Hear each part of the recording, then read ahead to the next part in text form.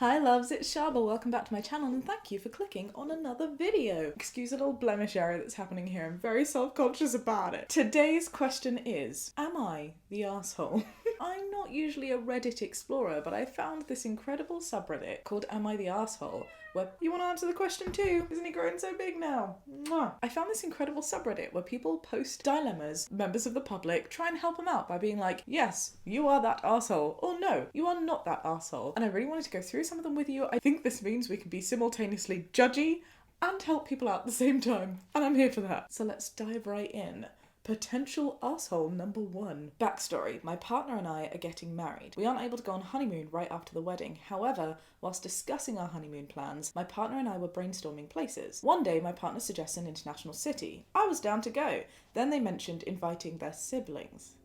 I told my partner how honeymoons are just for the couple, but they insisted to make it a family vacation, including all of their siblings. 7 total. I'm adamant about having a honeymoon to ourselves, but I feel like an arsehole because the siblings are probably going to get annoyed that I don't want them to come with us. Am I the arsehole? I don't think you're the arsehole in this situation, sweet. I don't think your partner's an arsehole. Maybe they've just completely misunderstood the point of a honeymoon. And I really think we need to stop worrying about what other people will think and letting them down if it's a situation that is important and means not doing right for you. I see this way too often. My hair's bugging me. I'm just going to take this out whilst I'm talking. A honeymoon is for the two of you, and I think that the situation could end up being bigger than the honeymoon itself and really speak to the boundaries of your marriage. So I think it's really important that you are able to have that open and honest communication with your partner and be like, hey babe, I really want this to just be the two of us, because if this is just what the honeymoon's going to be like with a potential 7 spectators and that's just the siblings, you really need to be thinking about whether you want to be in a relationship not just with one person but with a person's entire family, because that's definitely what this sounds like. Okay, I think it's insane that I have to post, but apparently I'm the arsehole, so here it goes. I have a 9-year-old dog. She's been with me since she was a puppy. I feed her a diet of fruits, specialised kibble and meat. She's not allowed chocolate obviously, or grapes or raisins, onions and garlic. I understand that most people only really know about chocolate being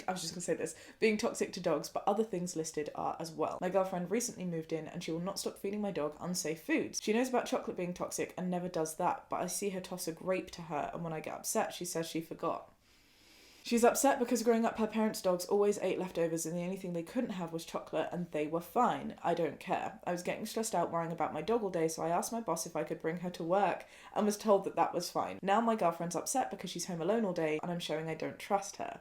My reasoning is once she can show me, with me there to supervise, that she knows the rules, I'll start feeling comfortable leaving my dog at home again. Until then, I'm not going to let my dog be poisoned to appease her. She was extremely offended that I used the word poisoned and has been giving me the silent treatment all night. I don't feel like I'm being overprotective, but maybe I am. Am I the arsehole? I personally don't think you're wrong in this situation. It's an absolute fact that chocolate and alliums, that's what it's called, right? Onions, garlics, leeks, etc., and definitely grapes and raisins are toxic to dogs. Some of the dogs react really badly and could die very quickly or get incredibly ill, and other dogs don't. Benji, for example, the family dog, ate grapes and was totally chill, but there were these sausage dogs that we looked after that absolutely could never ever eat grapes or raisins, and when they did, had to have their stomach pumped. So there's no one set rule, and just because it worked for your partner's parents, or just because it might not even affect your dog, doesn't mean that your partner has the right to disrespect your boundaries that you set to keep your pet safe. We obviously don't know the full context of the situation, but it kind of sounds like the partner in this situation is like, well, I know best, and so I'm specifically going to feed it to you. I don't buy this bull of I forgot, especially if someone said to you, this is really important to me and I don't want my dog to be ill. It just sounds like maybe a huge disrespect of boundaries. And you know what else, sweet? It's your dog, so even if these things weren't particularly unsafe but you didn't want your pet to eat them, that is for you to decide, and anyone coming into your life and looking after your pet should definitely be appreciating and respecting those rules. I do think maybe poison to appease her, hey, the truth hurts, and I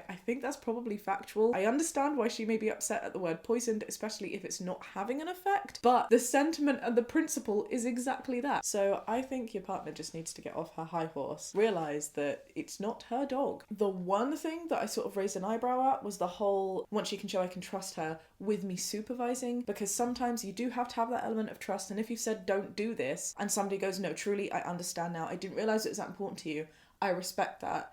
I'm not sure if there's an obligation to then be like, well, you have to do it in my presence, so I'm going to bring the dog to work. At some point, you're going to have to let her take care of the dog where you are not there. And regardless of whether she does it in your sight, it doesn't stop the fact that she may or may not do it when you're not around. So you might as well just skip to the bit where you're not around. Do you see what I mean? What do you think? As with all of these, let me know. Am I making the right judgment here? I don't think this person's the asshole. Okay, my parents are divorced. I have one full sister, two half-sisters from my dad's side, an adopted sister from my mum's side. Everyone is an adult except for my adopted sister who's 12. I'm getting married soon. Congratulations. I was originally going to go dress shopping here in London, but my fiance's mum and sister insisted I'd find a better dress in Paris. Ooh la la. They planned a whole trip, and even though they told me I could invite anyone I wanted, I didn't want to overdo it since they were paying for everything. That's so sweet. I decided to take my mum, aunt, full sister, and my adopted sister. Aunt, full sister, adopted sister. I didn't invite my two half-sisters or my stepmum, as my mum would have been made uncomfortable around them, and I was trying to invite the least amount of people due to not being the person paying for the trip. They found out about the trip as my sister posted about it on social media. When my stepmother and half-sisters asked me, I explained why I couldn't invite them, and it caused a whole fight because I hadn't been upfront with them. My dad thinks I favour my other family over his, and said he was disappointed I would have invited my adopted sister, who according to him isn't my real sister. No, you don't, Dad, as I haven't known her very long, and as a kid who wouldn't add anything to trip anyway, over my real sisters who I've known all of their lives. Big red flag, Dad. You don't say things like that, Dad. Adopted sister is still a good sister, Dad. Blood doesn't mean anything, Dad. Dick. The fight got so bad my fiance had to interfere and told my dad he would uninvite them from the wedding if they didn't stop. Am I the asshole? Sweet. I don't think you were the asshole at all in this situation. And this is really what I was trying to say at the beginning of the video. You might be doing things that you think are right for you. It doesn't make you an asshole. If you don't want to be there in one of your most important memories leading up to your wedding in an occasion that you value so much, and you don't want to cause discomfort to your mum, and doing so will cause you discomfort, you're not an asshole for not wanting that situation, especially because you're not paying for it. It does sound like maybe there are a couple assholes in this situation though, and I just want to point out a couple red flags. Number one, other people shouldn't really be insisting that you go to Paris. Do you know what I mean? If you want to dress here where everyone can be involved, that's up to you. And it's very sweet that someone else is paying for it, but that word insisting just made me feel a bit icky. You know, if you're doing it and if you wanted to do that, fab. But if they're making you do that, that's still not okay, even though they're offering to pay for it. Number two, it sounds like you were super considerate about who you wanted to invite and not adding to the cost. Though I will say a little faux pas was that you didn't tell them. For me, honesty is always the best policy. They were likely to find out anyway, and so I think it's just a really good mantra, method, approach to life to be like, hey, this thing is happening, I don't want there to be awkwardness, and I'm not paying for it, and so I'm going with these guys, but you know, I'll show you afterwards, and I hope you understand. And if they don't understand, then they're not the nicest people that you want to have around, right? That's toxic energy. So for not inviting them, you are absolutely not the asshole, and I'm sorry it's caused such a drama. I always feel like weddings and wedding planning is so bloody political, and it shouldn't be. People are forgetting here that there should be an incredible celebration of you and your fiance. Alright. 25-year-old male has just received a much needed promotion and required training in a few different cities around the country. They're going to fly me out and stick me in a hotel for a few days. My wife, 23-year-old female, is super excited and is sort of assuming she's invited along, saying half the tickets are already paid for and we'd have a room. I think she sees this as a vacation of sorts, which I understand she might want as she's a stay-at-home mum to watch her 1-year-old daughter. The thing is, we're literally going out of town on a vacation this weekend, which already has me nervous because money's pretty tight. We're taking our daughter, but I'm involved and we'll be there with family who's excited to help out, but I get it isn't exactly the mum vacation she may have been wanting. The other factor is that our wedding anniversary is coming up, where we're thinking of taking a 5-day cruise, baby free. These training trips will be in between our planned vacations and she wants to come along, but I know that it'll add unnecessary expense to trips that would have cost us nothing. But if I tell her I don't want her to come, it'll break her heart. So would I be the asshole if I told her that she shouldn't tag along? When people write so considerately, I'm like, how are you the asshole? How can you be thinking that you're the asshole? Absolutely, I don't think you're the asshole here. For a more fundamental reason than the other trips that you have planned, but especially considering the other trips that you have planned, it's a training trip. You are going to be so busy. And I really hope that you were able to chat to your partner about that and that she would understand, especially if it's a new, promotion. You want to impress. Everyone else is going to be having dinner, bonding in between training, and you don't want to feel like you have to not integrate yourself because you've got someone waiting in the hotel room that has nothing to do with your job. I really hope that all of these people in the scenarios explain to their loved ones involved in the situation just their thought processes here, because I don't understand how anyone could listen to that and be like, look babe, we're tight on money, we are going away on a family vacation, and we're having a baby-free cruise, this is 2 of us, and this is a work thing and I really need to impress and it won't really be a holiday for us, so I think for those reasons maybe we shouldn't go together. I don't understand how anyone could not like you for that or be angry at that, and if someone is, they're the wrong person. This girl, Nicole, 16, started going to my 16-year-old female school after winter break. She's a little weird, to be honest. She doesn't talk a lot, and when she does talk, she's so quiet you can barely hear her. She used to eat in her car, but one of my friends felt bad for her and invited her to eat with us.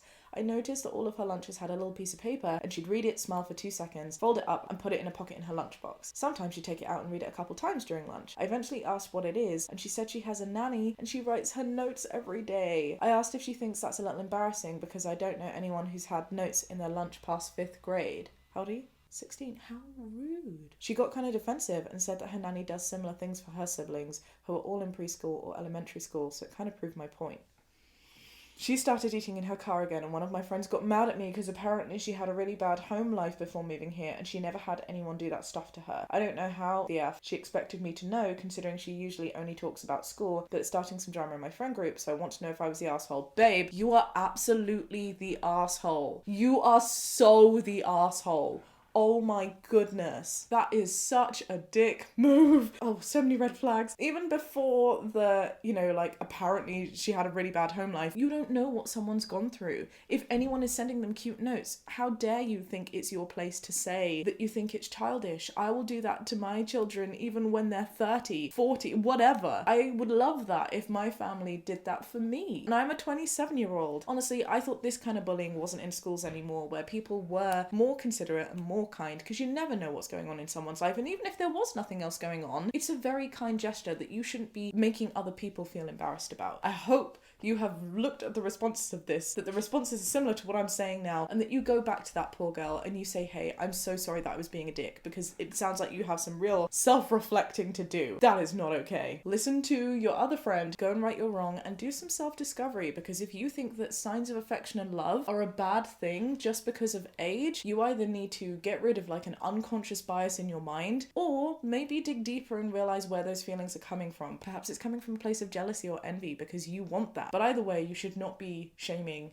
other people. Do better. Do better! Ooh. Okay, I didn't get through as many as I wanted to, but I feel like they were very long. But if you enjoyed this format, please let me know. We can delve further into the subreddit in future videos. Pop downstairs, write your little comments and tell me if you agree with me. Perhaps you don't. Are there more assholes? Are there less assholes? I really love the word assholes. For now though, I will love you and leave you. Thank you for joining me on this little subreddit adventure. Give this video a thumbs up if you enjoyed it. Subscribe if you'd like to see more. What is that little join button down there? Be kind and have a great day.